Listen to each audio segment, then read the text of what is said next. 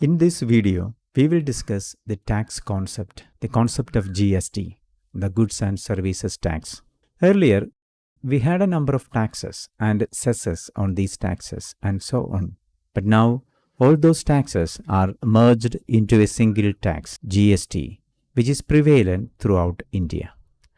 But what is this GST? How many types of GSTs are there? When and where are these paid, and who benefited of this GST, and how they are calculated? I'm going to brief on these aspects and more in this video.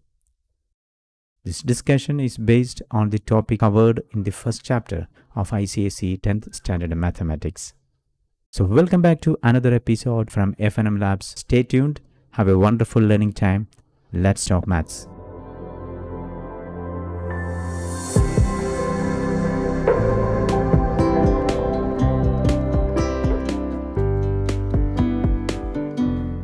Every government needs money for administrative, developmental and welfare expenses. This money is collected as taxes. In India, there are two types of taxes, namely direct and indirect taxes. Direct taxes are actually levied on the income of individuals and organizations. So they have to give these taxes as income tax, corporate tax, etc. The other one is indirect taxes. When we go to a shop and make some purchase, we pay an additional amount as taxes to the shopkeeper, and the shopkeeper in turn pays it to the government. In this chapter, we come across certain terms that we use frequently. For example, a dealer. Dealers buy goods from the manufacturers and make them available to the consumers or end users at a place nearer to them. They spend some amount to acquire the product and bring it to the shop's shelf, thereby making it available to the consumer at his convenience. The dealer or the shopkeeper fixes the price of the product after adding his profit, and this price is called the list price or quoted price, or the marked price or the printed price of the item. Sometimes, to promote the sale of an unmoving item, the shopkeeper sells the item at a lower price than the listed by declaring some reduction in the listed price. This reduction is called the discount. The discount is often expressed in percentages. Remember, we usually hear about this as seasonal or festival discount sales and offers. The final price of an item after the reduction of the discount is the selling price or the sale price of the item. This is the price at which the item is available to the consumer. Whenever you buy goods and services, you have to pay tax to the government based on the respective rules and regulations. This is paid at every point of sale and transfer of goods. Earlier, we had a number of taxes such as value-added tax, excise tax, services tax, and so on. But from July 1st, 2017 onwards, in India, all these taxes were merged into a single tax, that is, Goods and Services Tax, GST. And this GST is applicable throughout the country. Now we talk about the types of GST. The GST falls into three types, namely CGST, SGST, and IGST. This is basically depending on which authority, that is whether central government or state government or both, are entitled to collect the tax. If the trade happens entirely within a state or a union territory, or moving of goods or services within a state, both the central and state governments get equal share of the GST collected. That is, if GST is 10%, the state government gets 5% SGST and the central government gets 5% CGST. This is an intra-state trade. Obviously, SGST stands for state GST and CGST stands for central GST. In the case of union territory, the term UGST is also used. Suppose a consumer in Kochi, in Kerala, purchases some goods from Chennai in Tamil Nadu. In this case, the goods travel from Tamil Nadu to Kerala and hence it is an interstate trade. So the integrated GST or IGST alone is attracted here and it is collected by the central government.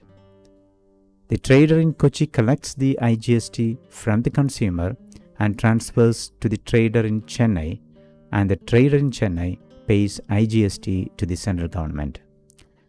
Later, when the central government distributes taxes to the state governments, it is the Kerala government, being the importing state in this particular trade scenario, who gets a share of IGST from the central government. For the transactions that takes place within a state, that means intra-state transactions, the tax collected is shared among the state as well as the central governments. For example, if the GST rate for a particular commodity is 18%, the state government gets 9% of the collected GST and the central government also gets 9% of the collected GST. In the questions based on GST from this chapter, how will you identify SGST or IGST is applicable? For that, you can identify certain phrases being used in the questions. The one is, Rahul sells an article to Deepak, GST rate being 12%. Here, there is no mention about IGST or interstate transaction. So that means GST is to be applied. So the GST applied is to be SGST and CGST. It is an intra-state transaction. Second sample is sold from Agra, UP to Kanpur, UP. Both the places are in the same state. Again, intra-state transaction. Third one is shopkeeper buys an article at a reduced price and sells it at its marked price, GST rate being 18%. Simply GST rate is given. By default, it is CGST and SGST. And it is intrastate or it is an intrastate sale. Another one is dealer A sells an article to dealer B in the same state. So it is clearly mentioned in the question as in the same state. Fifth one is find the amount of bill for the intrastate transaction. Clearly mentioned, intrastate transaction. And the last one is for the transactions within Kerala. That means within a particular state. And obviously it is an intrastate transaction. Hence, both CGST and SGST are in action. So all the above transactions, it is mentioned directly or indirectly, they are happening in the same state. So all these cases denotes intrastate trade. And in these situations, if discount is applicable, first discount amount is reduced from the price of the articles. And the GST is calculated on this reduced price or discounted price of the item. So discounted price is equal to list price less discount amount, and the GST amount is equal to discounted price times GST rate by 100. IGST is applicable to interstate transactions as well as imports. Now, interstate transaction means goods moving from one state to another. If you order an item which is not available in your state, you place the order to a shop which is in another state. So the item has to be supplied from a different state and has to be moved to your state before reaching you. There is a transfer of goods from one state to another. Here, the IGST is attracted. The seller collects the tax from the buyer and deposits with the central government. So in the case of interstate transaction, suppose 18% is the GST, then 18% is entirely accounted under IGST. In this case, SGST and CGST both are 0. And now in the related questions, Based on this chapter, how will you identify the IGST applicable transactions? Certain phrases are given here.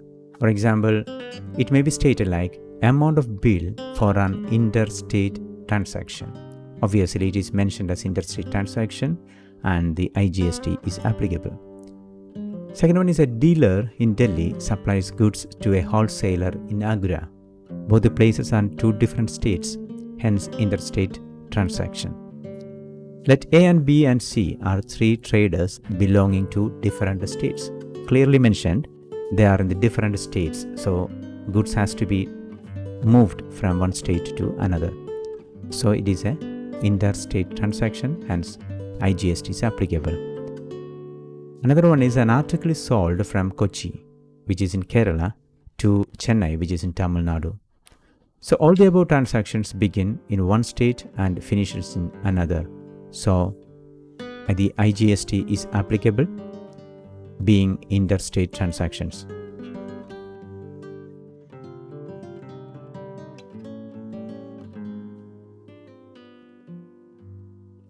So in short, if GST is 12%, in the case of intrastate sale, SGST is 6% and CGST 6%, while IGST is 0. In the case of interstate sale, both SGST and CGST are 0% and GST percent entirely belongs to IGST, which is 12%.